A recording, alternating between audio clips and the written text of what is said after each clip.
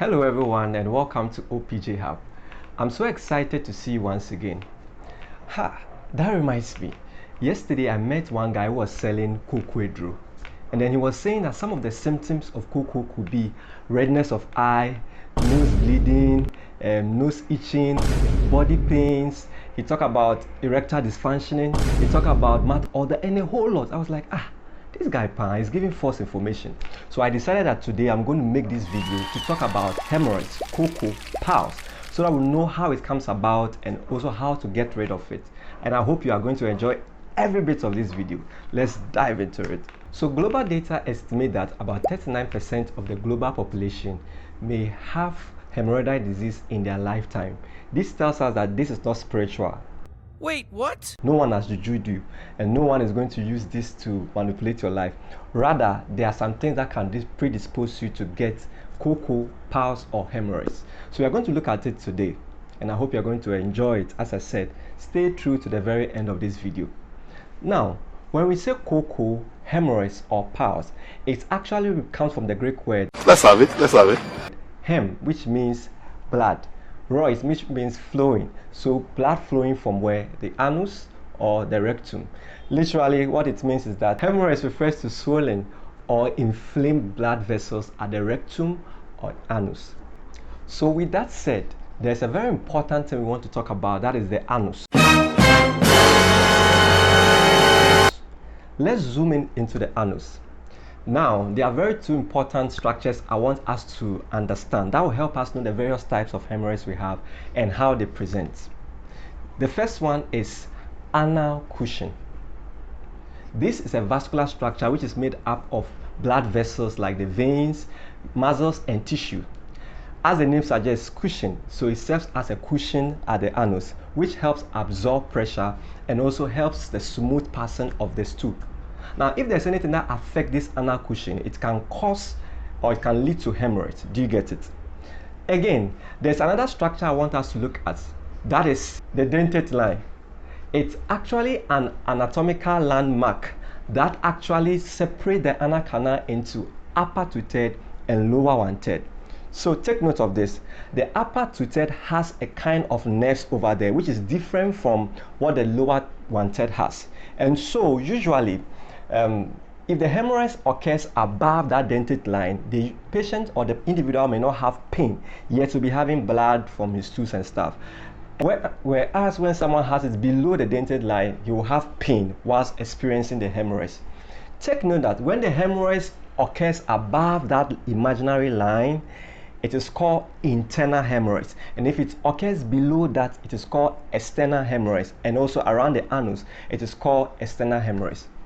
Now that you have gotten it now, I want us to just take a quick look at the internal hemorrhoids because it has 4 grades, and that will help us understand where we are heading to. I hope you get it. So, grade 1, usually the person strains but then does not have the hemorrhoids coming out. Grade 2, when the person strains, the hemorrhoids comes out but goes back on its own. You get it? Grade 3, the hemorrhoids comes out and then the person has to adjust it on its own before it enters. Whilst grade 4, it comes out and then never goes in again. Take note that grade 1 and grade 2 can be managed with a lifestyle, changing of a lifestyle, and also maybe using some painkillers and aerosols. But when then with grade 3 and grade 4, usually the doctors will recommend that patients go for surgery. So now let's look at some of the things that can cause hemorrhoids. So usually people who have hemorrhoids find it difficult to sit. And so I have a mnemonic here that can help you know how come the hemorrhoids comes about. Do you get it? So the mnemonic is sit well. You, sit well. Yes, sit well. So S, straining whilst passing stool. So let's look at it. Now, usually people who have constipation strains during or passing of their stools. And as a result, it puts pressure on the veins around the anus, and that can predispose them to getting hemorrhoids. Frequent constipation will lead to frequent straining, and that can push you to get hemorrhoids. You get it?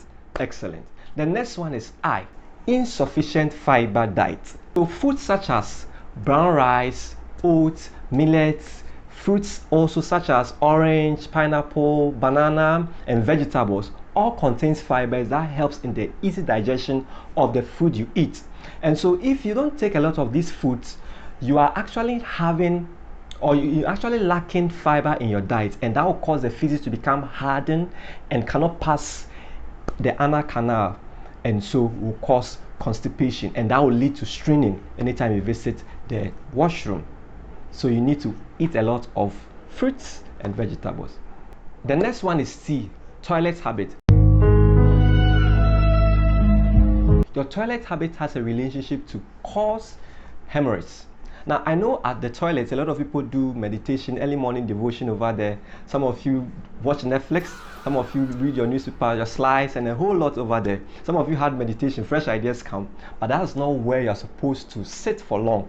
Usually, it's advised that you are supposed to take about 5 to 10 minutes maximum over there. Because when you spend so much time on a solid seat, what will happen is that your veins, there will be pressure built up, and then the veins around the anus will engorge, and that can lead you to having hemorrhoids. Guys, do it quickly and leave that place. The next is W, weight gain. Weight gain is also a risk factor that can cause hemorrhoids. Take a look at it. If I have a central obesity, that means my abdomen is very enlarged. It will increase the abdominal pressure, and that pressure can also put pressure on the veins around my anus, and that can lead to the dilatation and can lead to the veins over there becoming loose, and then can lead to hemorrhoids. Do you get it? So it's very important that you take a look at your obesity. If it's becoming more and more, you are at risk. So with the pregnancy, what happens is that as the pregnancy grows, usually at the 3rd trimester, the abdomen enlarged and put pressure on the veins, and some of the veins are connected down to the rectum and the anus area, and so the pressure over there will also cause the pressure there to increase, and that can lead to the dilatation or the engorgement of the veins, and that can lead to hemorrhoids. Do you get it? Some pregnant women already have some kind of hemorrhoids, and so in the process of pushing during labor can even worsen that hemorrhoids that has already been there. The next one is E, exercise lack. That is sedentary lifestyle. Usually people who work as truck drivers, pilots, tailors, people who sit for long at risk of having hemorrhoids, cocoa, pals.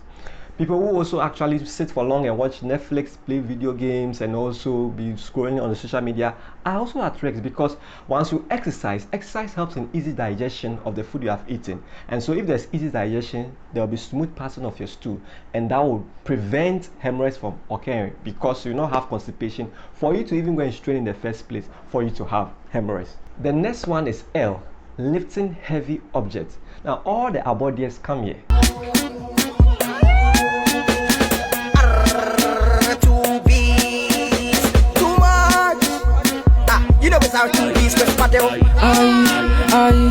The gym guys, come here. I know you love the gym. I'm telling you, they don't know. I'm telling you. But what? I'm not in that gym, you know. But then in the gym, you can have hemorrhoids. Let me explain it to you. Now, hemorrhoids comes as a result of increased abdominal pressure, and that can also cause that. So when you're lifting heavy object that is so heavy beyond what your usual capacity, it increases the abdominal pressure, especially if you are not using the weight belt. And that pressure can lead to the veins at the rectum and the anal area to become engorged and dilate and cause the hemorrhoids. So I hope you got all what I said. So if you still forgot what I said, it's sit well, and this can cause hemorrhoids. So before we move on to ways to get rid of hemorrhoids or how to prevent hemorrhoids, I know you have already enjoyed the video up to this point, but if you are new here and you have not yet subscribed, kindly help me by subscribing. Don't forget to also hit the like button and drop your comment in the comment section. If you want me to do any video, I will do it. Drop it in the comment section. If you have any suggestion, still in the comment section. Let's continue. Some of the ways to prevent getting hemorrhoids is just the opposite of the cause. If you remember, the mnemonic I gave you for the cause was what? Sit well. As simple as that. Number one, eat fiber diet. I've mentioned a lot of the fiber diets. Kindly know which of them you want to add, the fruits and the vegetables. This softens the feces, also helps in digestion to prevent constipation, and eventually you will not strain and then you will not have the hemorrhoids. Do you get it? The next one is your toilet habit. As I said, on a lighter note, you can take a wall clock to the toilet anytime you are in there to check the time. At least by 10 minutes, you are done and you are out. Do it quickly and move out. The next one is don't sit for long. Usually, if your work demands that you sit for long, kindly take a walking break. You can spend some few time, walk around, allow the blood to flow, circulate too well, and come back again. The next one is drink a lot of water. Drinking a lot of water also helps soften the stools for easy passing through the anal canal. Exercise. Regular exercise is very important, especially people who are overweight. You need it because, as we said, overweight, central obesity is a risk factor for you to get hemorrhoids. So you need to what? Reduce your weight. There are a lot of exercise that will help you reduce your weight.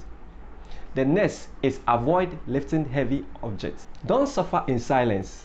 Get to the health facility because some of the hemorrhoids in terms of the stages can be managed just conservatively and others can be taken to surgery. So looking at the kind of hemorrhoids you are presenting with, the doctor can now manage it well for you.